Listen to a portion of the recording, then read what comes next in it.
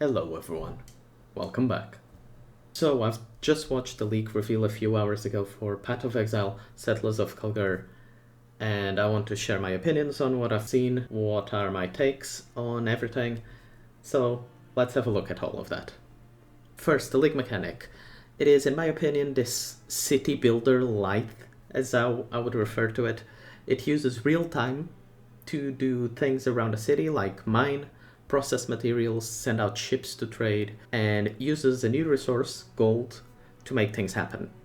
Gold is not tradable, so you must acquire it by playing the game, and this is how they avoid bots just being 100% doing just this, essentially, or hideout warriors just crafting and making this super optimized without touching the rest of the game.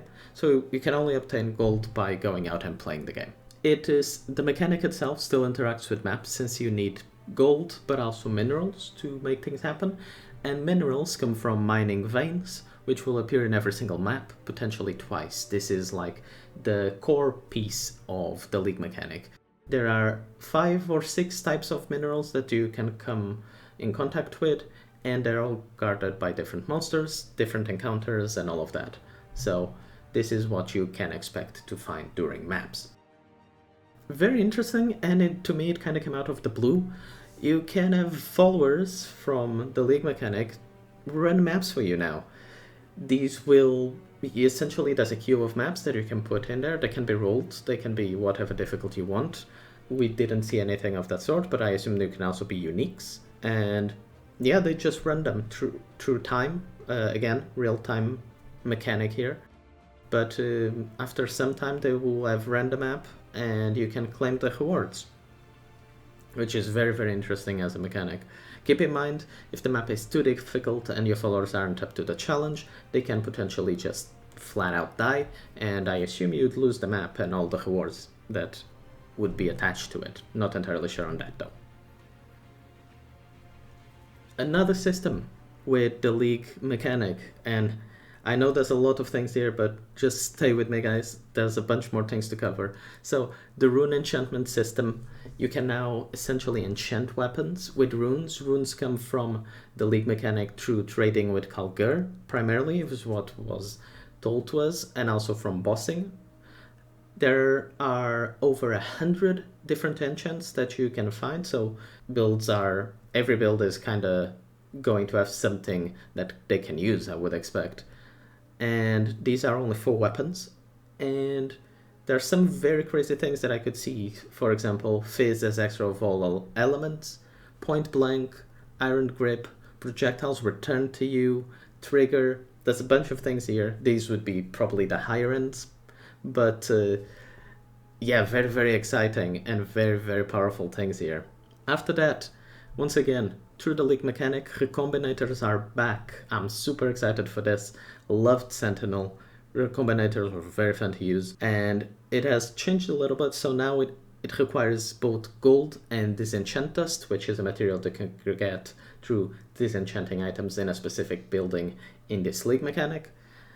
And it just requires gold and this material, and it mashes both items together and gives you something new that uses the mods of both items. Keep in mind, they did say the possibility of mods to mutate has been removed. Simply now they combine mods from both items together. Next, after so long, we have a semblance of an action house, kinda. So, in the league mechanic, you will have Faustus from Heist, who you can interact with and use as a medium to trade with other players.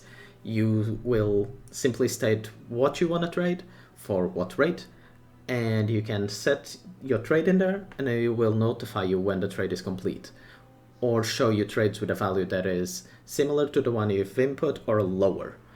Keep in mind, you can only trade for things that are stackable, so you can trade for uniques or rare items. None of those are tradable, but currencies, catalysts, delirium orbs, all of those can be traded, and I'm super excited for this. This change alone is going to be a reason for me to play trades, so that's what I'm going to be doing. I'm very interested to get in there and try this out. Also, The new league will come with new endgame bosses.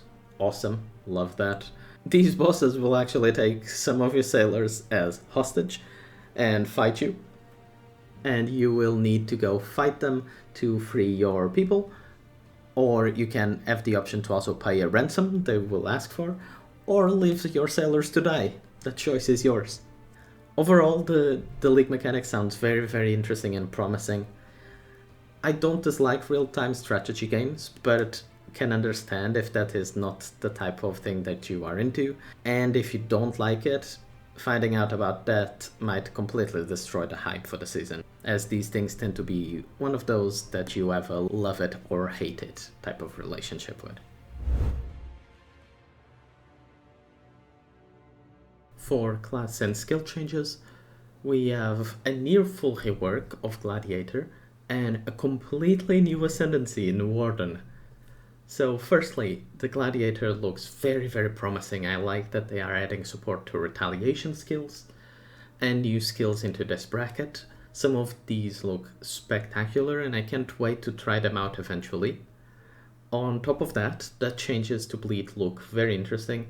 I like the aggravating thing that they have added, making it not be reliant on you swapping to a bow and then doing a bunch of things with that. That was always very clunky. And the new change, it just makes it way more straightforward, so big thumbs up from me. And on top of that, you also have the new War of Attrition node that seems like an incredibly strong node for boss killers. So overall, I'm very, very happy with this rework. If you've seen my previous video, it was on the list for things that I would love to see. So 100% very into this and can't wait to make some content for Glad this league. Now, the new Ascendancy, Warden. Another thing that, in my opinion, came completely out of the blue. Didn't expect this at all. I expected maybe some changes, but even then, nothing like this. So, Warden will take the place of Raider. And Warden is all about elemental damage and elemental ailments for attacks specifically. And I think this will probably be my League Start Ascendancy, as it just looks super, super interesting. It does things like changing the behavior of elemental ailments, changing Ignite into Scorch, for example, changing how Shock works. And on top of that, there's this big, super impressive multiplier that you can periodically use that gives you like 80% more damage with elemental damage, which sounds crazy. And on top of that, we also have the reintroduction of tinctures into the game.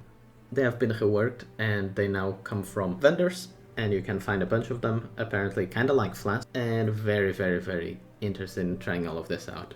I'm completely blown out of the water with this new Ascendancy and can't wait to get my hands on it. For all the melee enjoyers out there, melee totems are dead. Rejoice! Long time coming, they are simply gone, removed from the game, and to compensate for that, almost every single melee skill got a massive buff to its innate scaling and damage.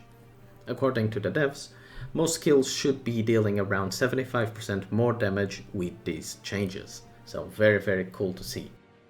Also, banners have been reworked. They now grant you much higher buffs, but only take effect once you place them on the ground. But they don't cost any reservation anymore, so that's cool. For a full list of miscellaneous changes that doesn't really include anywhere else, but worth mentioning here, quality has changed. Quality now applies multiplicatively, so weapons at full quality have 20% more damage, and armor has 20% more defenses. This is very important, especially for you melee players out there, right? This is a big, big change. Also, endurance charges now grant, no longer grant elemental resistance, but now grant reduced elemental damage taken, which will be multiplicatively stacking with your resistances. So big buff to your defenses there. However, they also mentioned that being able to convert Fizz into element of damage taken, it's near impossible, if not impossible, to get 100%, so keep that in mind. Those sources have been greatly reduced or just removed. We don't know. Another thing, life on gear changed a bit. You can now get up to 189 maximum life on chess pieces on a single mod. There are ward buffs on ward items. I don't know anything about ward, never used it. Yeah, something is happening there. Rage has changed, no longer grants attack speed or movement speed, but now grants more attack damage. And there are more sources of it, in particular around the Marauders area of the tree. For DMF players, unfortunately, item quantity has been removed. Now the only way to invest into Magic Find is to increase rarity. There are improvements to the endgame, like tier 17s have been substantially changed to have much less life on mobs and reduced damage as well. We'll have to see how that looks in the end. New endgame events. You can now find things like the Nameless Seer in your maps that will give you the option to pick a unique for free. But also, at a certain point, when you reach high enough, you can now use an option there that says Scry a Map, which will allow you to swap the cards that drop in a map into another. So for example, you can swap the Divine card for the Apothecary into something like the Beach map, which would be very cool. Looking forward to that. You can now also find random sentinels at the start of the map, which you will only get a chance to use in that map as far as understood. And I love it. Sentinels was amazing, cannot wait to play with this. You can now find Calandra Mist, that will allow you to pick one of two mirrored items, or potentially drop an itemized currency that will allow you to do this to one of your own items.